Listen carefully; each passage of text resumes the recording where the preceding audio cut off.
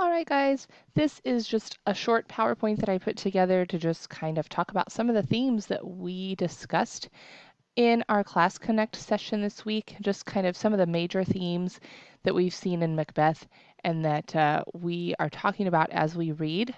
So some of the major themes in Macbeth are that ambition can subvert reason. We talked about this in our Class Connect session, how Macbeth's ambition overshadowed his logic and his reason. When supernatural powers represent evil, they should be ignored. The natural order is disrupted by any upset in the proper order of human society.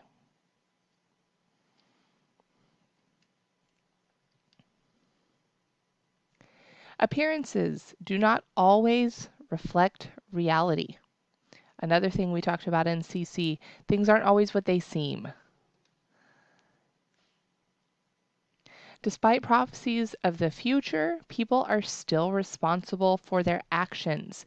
A couple of you actually said almost that exact thing in our live Class Connect, that even though the witches gave Macbeth this prophecy, he ultimately is the one that chose to act and chose to carry out things the way he did, and only he can actually be responsible for that. The attempts to control the future by overturning the natural order of society are futile.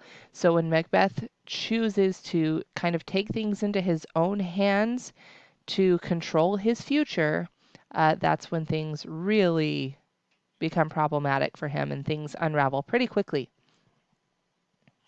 So going back to the idea that ambition can subvert reason, we see some evidence of this in Act 4, Scene 1. Says, "From this moment, the very firstlings of my shall be the firstlings of my hand."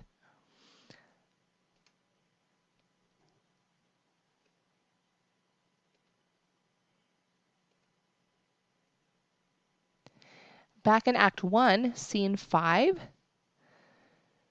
"Thou wouldst be great, art not without ambition, but without the illness should attend it."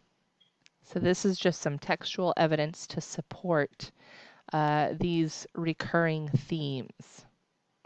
When supernatural powers represent evil, they should be ignored.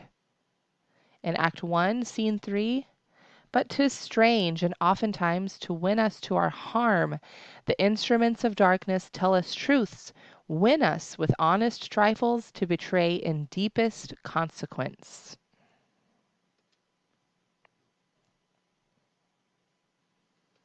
Again, in Act 5, Scene 8, "Accursed be the tongue that tells me so, for it hath cowed my better part of man, and be these juggling fiends no more believed."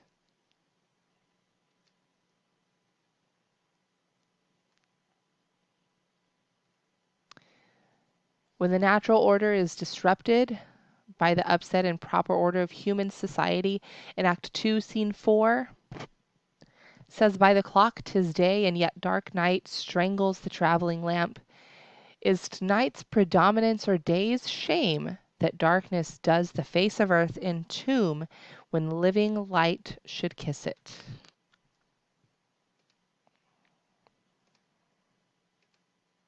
Again, Act 2, Scene 3, "The obscure bird clamored the livelong night. Some say the earth was feverous and did shake."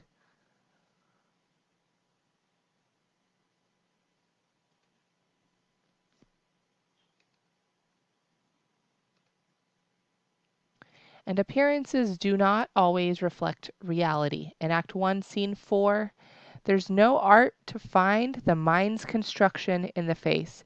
He was a gentleman on whom I built an absolute trust."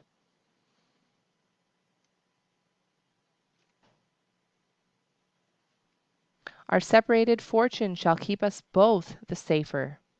Where we are, there's daggers and men's smiles. The near in blood, the nearer bloody." Act 2, Scene 3. And despite prophecies of the future, people are still responsible for their own actions. If you can look into the seeds of time and say which grain will grow and which will not, speak then to me, who neither beg nor fear your favors nor your hate. That's Act 1, Scene 3.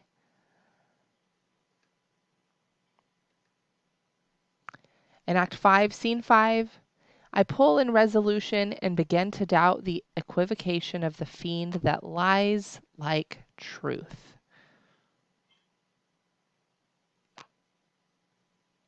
Attempts to control the future by overturning the natural order of society are futile. In Act 3, Scene 2, Duncan is in his grave. After life's fitful fever, he sleeps well. Treason has done his worst. Nor steel, nor poison, malice, domestic, foreign levy, nothing can touch him further.